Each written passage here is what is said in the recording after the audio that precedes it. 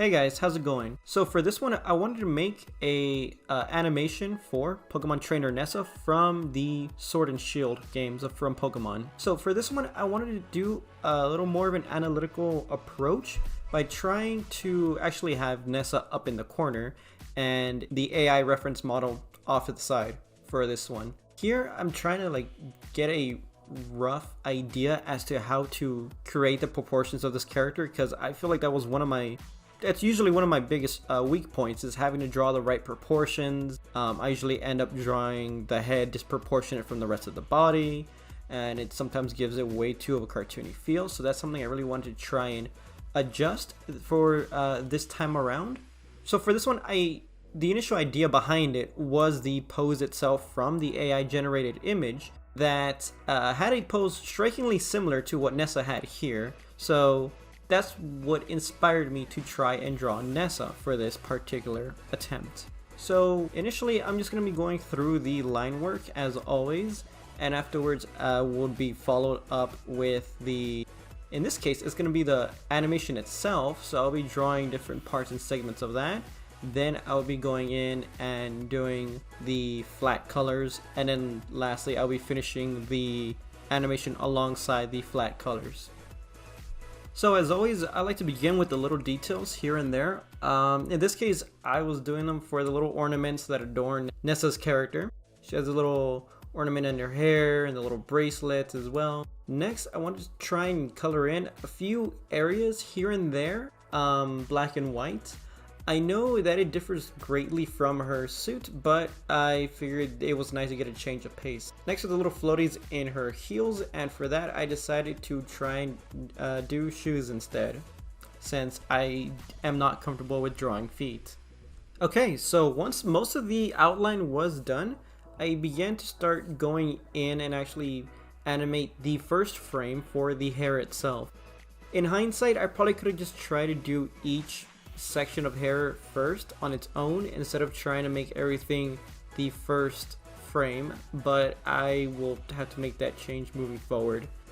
Next came her just trying to draw in the little details for her eyes and finalizing the style that I kind of wanted to use. I probably could have gone back and fixed that, but I mean it's fine for now.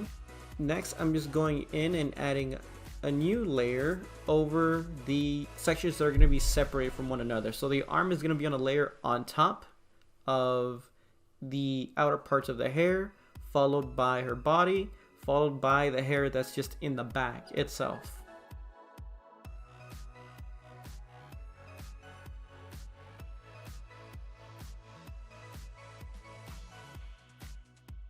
So here's a little outline I'm doing, going back in, adding a little more clarity and a little more detail to the shoes themselves. Primarily since I didn't really think I was comfortable with doing sandals, I at the very least wanted to do shoes with some level of detail, along with the little pool floaties.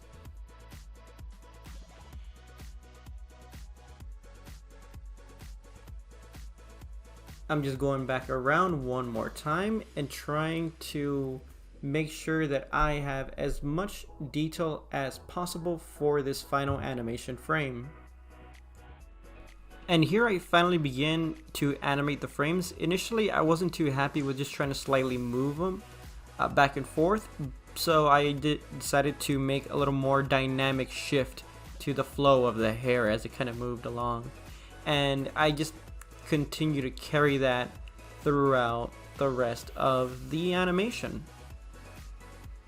But before that, I decided to just kind of take a quick break and try to color in as many parts of Nessa as possible before I just kind of continued on with animating the hair, since the hair itself would just kind of clip through one another and it would not really give me an opportunity to try and see what layer goes above the others. So I figured it was nice to just go in and start coloring different sections first and then worry about the hair afterwards, so that way I can get a better idea as to what hair would be layered over what and how would that look.